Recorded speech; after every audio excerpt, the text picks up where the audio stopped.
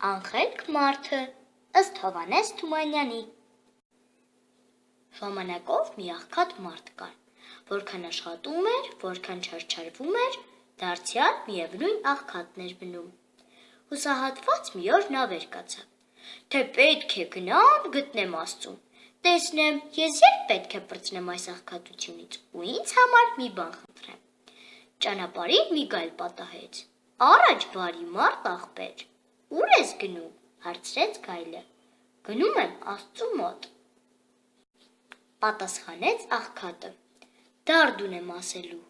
«Դե որ գնաս Աստծու մոտ», խնդրեց գայլը, «ասա մի սոված գայլ կա, գիշեր-ցերեկ ման է գալիս սարուձոր, ուտելու բան չի գտնում, ասա մինչև երբ պետք է սոված մնա, որ ստեղծել ես, ինչու չես կերակուր հացնում»։ «Լավ», ասաց մարդն ու շարունակեց ճանապարհը։ Շատ գնաց թե քիչ, պատահեց մի սիրուն աղջկա։ «Ուր ես գնում, աղբեր», հարցրեց աղջիկը։ «Գնում եմ Աստծու մոտ»։ «Երբ որ Աստծուն տեսնես», աղաչեց սիրուն աղջիկը, «հասա այսպիսի մի աղջիկ կա, ջահել, առողջ, հարուստ, բայց չի կարողանում ուրախանալ, բախտավոր զգալ իրան»։ «Ի՞նչ պիտի լինի նրա ճարը»։ «Կասեմ», խոստացավ ճամփորդն ու գնաց։ Պատահեց մի ծառի, որ թեև ջրափին էր կանգնած, բայց չոր էր։ «Ուր ես գնում, այ ճամփորդ», հարցրեց չոր ծառը։ «Գնում եմ Աստծու մոտ»։ «Դե կանգնիր, մի երկու խոսք էլ ես ապսպրեմ», խնդրեց չոր ծառը։ «Աստծուն կասես, այս ի՞նչ բան է, բուսել եմ այս պարզ ջրի ափին, բայց ամառ ձմեռ չոր եմ մնում, երբ պետք է ես էլ կանաչեմ»։ Այս էլ լսեց աղքատն ու շարունակեց ճանապարհը։ Այնքան գնաց, մինչև գտավ Աստծուն։ Մի բարձր ժայռի տակ, մեջքը ժայռին դեմ տված, ալևոր մարդու կերպարանքով նստած էր Աստվածը։ «Բարի օր», ասաց աղքատն ու կանգնեց Աստծու առաջին։ «Բարով եկար», պատասխանեց Աստված։ «Ինչ ես ուզում»։ «Էն եմ ուզում, որ ամեն մարդ էլ հավասար աչքով մտի կանես, մեկին ավար չանես, մյուսին խավար։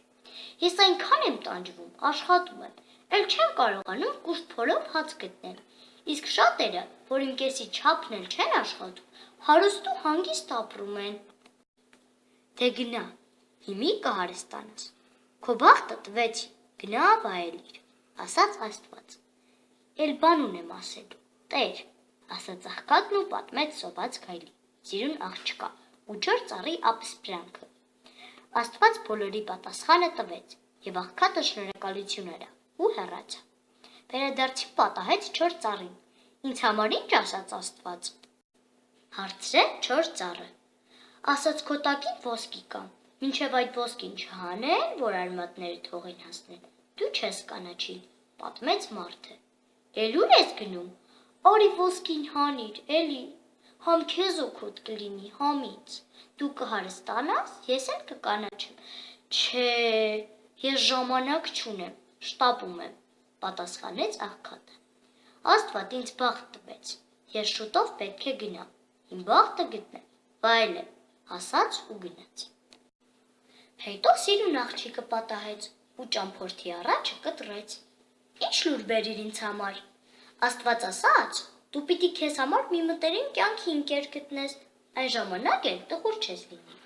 ուրախ ու երջանիկ կլինես։ «Դե որ այդպես է, արի, դու եղիր իմ կյանքի մտերիմ ընկերը», թախանձեց աղջիկը ճամփորդին։ «Չէ,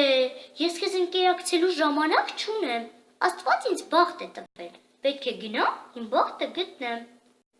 «Վայելեմ», ասաց աղքատն ու հեռացավ։ Ճանապարհին սպասում էր սոված գայլը։ Հեռվից հենց որ տեսավ ճամփորդին, վազեց, առաջը կտրեց։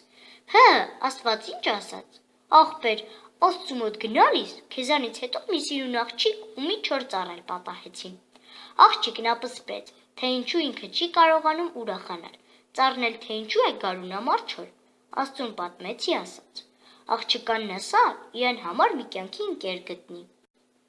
Կբախտավորվի, ծառին էլ ասա, քո տակին ոսկի կա, պետք է այդ ոսկին հանեն, արմատները թողին հասնեն, որ կանաչես։ Եկա իրանց պատմեցի Աստծու խոսքերը։ Ծառն ասաց, դե արի,